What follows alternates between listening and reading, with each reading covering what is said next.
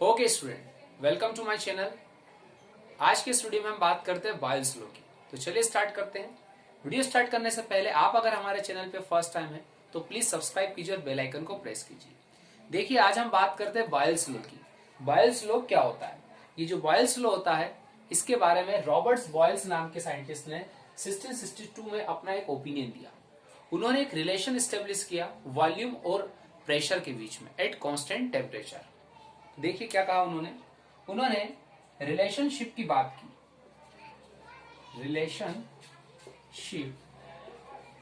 Relationship of gases at constant temperature. और ये जो रिलेशन उन्होंने देखा वो किसके बीच में देखा? तो बिटवीन वॉल्यूम एंड प्रेशर के बीच। ठीक है, क्या कहा मैंने कि बॉयल्स लॉ जो है, ये बॉयल्स लॉ को 1662 में रॉबर्ट बॉयल्स ने बताया। उन्होंने एक रिलेशनशिप की बात की। उन्होंने एक रिलेशन देखा गैसेस मॉलिक्यूल्स का, किसके बीच में? वॉल्यूम और प्रेशर के बीच में एट कांस्टेंट टेम्परेचर। इसको अगर हम मैथमेटिकली लिखें तो हम इसे लिखते हैं V is direct inversely proportional P। और ये आप कब देखते हो? Eight constant temperature. तो देखिए स्टूडेंट, सबसे काम की बात यह है कि ये जो हम वॉल्यूम है, ये वॉल्यूम क्या होता है? हमारे प्रेशर के इनवर्सली प्रोपोर्शनल होता है। So volume inversely proportional to pressure at constant temperature. अब मैं यहां पर इस प्रोपोर्शनल के साइन को जब रिमूव करता हूं तो मेरे पास एक कांस्टेंट आ जाता है, इसे मैं K बोलता हूं। और ये P जो है ये इक्वल के उस साइड जाता है तो हो जाता है PV is equal to K। यहां पर हम चाहे तो इसे इक्वेशन नंबर 1 और इसे इक्वेशन नंबर 2 दे सकते हैं। समझने वाली बात यह है कि V और P क्या है। तो देखिए, V का मतलब होता है given quantity of gas has volume. जो गिवन क्वांटिटी होती है, गिवन क्वांटिटी ऑफ गैस की, उसको हम यहां पर वॉल्यूम के रिस्पेक्ट में कंसिडर कर रहे हैं। और जो P है वो हमारा क्या होता है? प्रेशर होता है। तो हमने यहां पर P को प्रेशर लिखा है। थोड़ा सा आगे अगर हम बढ़ते हैं तो इसको कैसे समझ सकते हैं? तो इसे समझेंगे कुछ इस तरह से कि हमारे पास दो कंटेनर है, या सॉरी दो, मेरे पास एक इस तरह का एक बॉक्स है और एक मेरे पास ये रहा। अब इन दोनों के अंदर मैं क्या ले लेता हूं? गैसेस पार्टिकल्स ले लेता हूं। ये ले लिए मैंने गैसेस पार्टिकल। अब समझेंगे कि जैसे ही मैं इन दोनों में गैसेस पार्टिकल ले लेता हूं बेटा, तो यहां से लेकर यहां तक इसका जो होगा उससे हम कहेंगे V फॉर वॉल्यूम। और इस पर जो अप्लाई होने वाला प्रेशर होगा उसे कहेंगे P1। तो वॉल्यूम भी क्या हो जाएगा? V1। जब A नंबर वाले डायग्राम में आप देख रहे हैं कि हमारा प्रेशर जो है बहुत ही कम है, इसका मतलब गैसेस पार्टिकल्स पूरी तरह से क्या कर रहे हैं? एक पर्टिकुलर वॉल्यूम को कवर करने का काम कर रहे हैं। तो यहां पर वॉल्यूम जो है वो बहुत ज्यादा है और प्रेशर जो है बहुत ही कम है। सेकेंड डायग्राम को आप देखेंगे कि यहां पर जैसे हम प्रेशर को अप्लाई कर देते हैं तो प्रेशर यहां पर आ जाता है, जिसको हम बोलते हैं P2। अब इसका वॉल्यूम जो है वो हो जाएगा V2। और सारे जो पार्टिकल्स है, गैसेस पार्टिकल, वो क्या हो जाएंगे बेटा? अरेंज हो जाएंगे। क्यों अरेंज हुए? समझने के। तो फर्स्ट वाले डायग्राम में आप देख रहे हैं, A नंबर के डायग्राम में आप देख रहे हैं कि प्रेशर यहां पर कम है और वॉल्यूम यहां पर ज्यादा है। इसका मतलब ये इनवर्सली प्रोपोर्शनल है। लेकिन जब मैं प्रेशर को बढ़ाता हूं तो हमारा प्रेशर बढ़ने पर वॉल्यूम क्या हो जाता है? डिक्रीज हो जाता है। तो ये जो रिलेशन मैंने लिखा है कि volume is inversely proportional to pressure, ये कांस्टेंट टेम्परेचर पर आपको देखने को मिलेगा, जो आप डायग्राम से देखकर समझ सकते हैं। फिर थोड़ा सा हम आगे बढ़ते हैं। अभी हमने केवल आपसे इतना कहा कि वॉल्यूम जो है वो इनवर्सली प्रोपोर्शनल है प्रेशर के एट कांस्टेंट टेम्परेचर। ये जो रिलेशन दिया गया, ये बॉयल्स लॉ ने गैसेस मॉलिक्यूल्स के रिस्पेक्ट में दिया गया।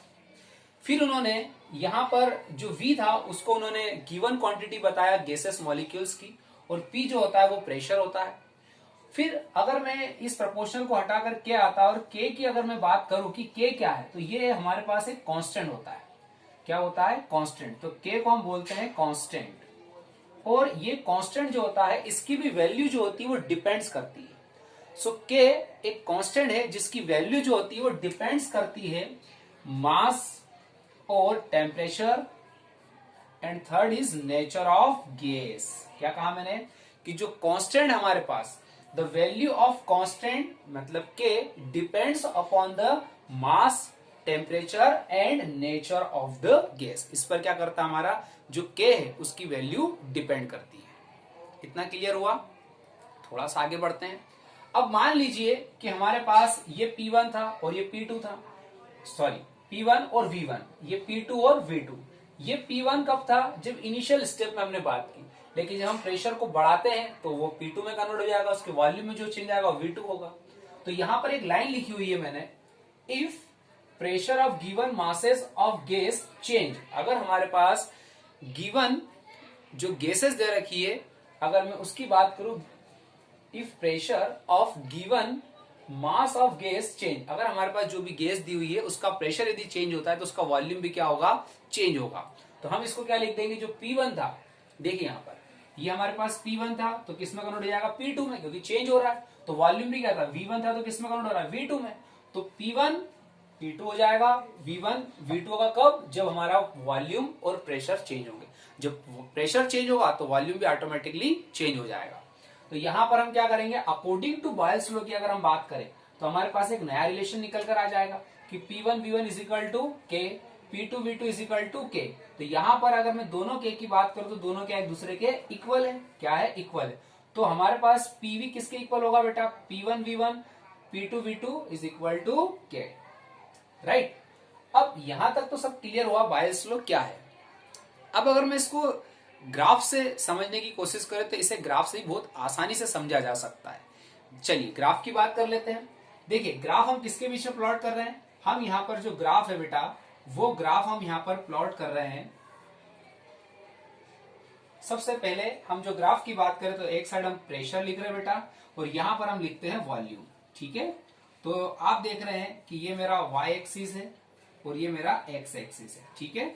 तो y एक्सिस पर मैंने क्या रखा है, प्रेशर को रखा है, और x एक्सिस पर मैंने क्या रखा है, वॉल्यूम को रखा है। किसको रखा है बेटा, वॉल्यूम।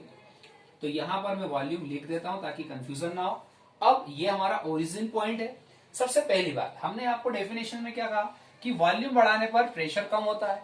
इसका मतलब मैं यहां से क्या करता हूं, मेरे पास प्रेशर बहुत ज्यादा है, मान लीजिए इस वाले पॉइंट पर प्रेशर बहुत ज्यादा है, तो जैसे जैसे मैं नीचे आते जाऊंगा वैसे वैसे क्या होगा, वॉल्यूम तो बढ़ते जा रहा है लेकिन प्रेशर क्या हो रहा है, कम हो रहा है।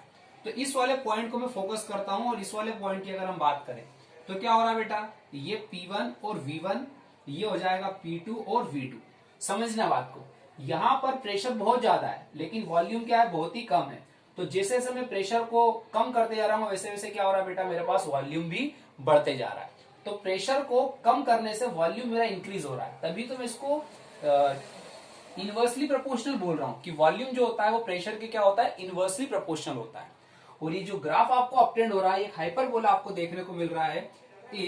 अगर मैं हाइपरबोला की बात करूं तो ये जो हाइपरबोला जो आपको अपट्रेंड हो रहा है, ये कब अपट्रेंड हो रहा है, तो आप देखेंगे कि हम ये बात कर रहे हैं कांस्टेंट टेम्परेचर पर। तो जब कांस्टेंट टेम्परेचर पर हम ग्राफ की बात करते हैं तो उस ग्राफ को बोला जाता है आइसोथर्मल ग्राफ। तो यहां पर हम इसको ही मेंशन कर देते हैं कि ये जो ग्राफ है आपका, ये जो ग्राफ है आपका, ये कौन सा ग्राफ है बेटा, तो दिस इज आइसोथर्मल ग्राफ।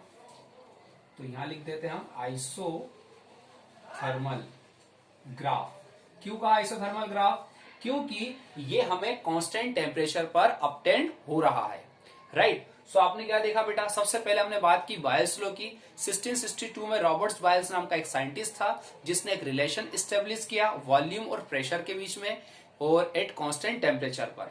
और ये जो बॉयल्स लॉ होता है, जनरली हम गैसेस मॉलिक्यूल्स के रिस्पेक्ट में इसको समझते हैं, और इनवर्सली प्रोपोर्शनल बताया, फिर हम उसको डिराइव करते हैं। अब यहाँ पर एक स्टार वाला पॉइंट जरूर याद रखेंगे आप, ये रहा स्टार वाला पॉइंट, कि जो कांस्टेंट की वैल्यू होती है किस पर डिपेंड करती है, तो कांस्टेंट की जो वैल्यू होती है वो मास, टेम्परेचर और नेचर ऑफ गैस पर डिपेंड करती है। ये थोड़ा सा पॉइंट आप याद रखेंगे। फिर अगर मैं इसके ग्राफ की बात करता हूं तो मुझे क्या मिलता है, यहाँ पर एक हाइपरबोला देखने को मिलता है, और P1 V1 जो है हमारा इनिशियल होता है, वो जब प्रेशर को जब हम कम करते हैं तो हमारा वॉल्यूम बढ़ते जाता है, जिसको मैं यहाँ पर लिखता हूँ।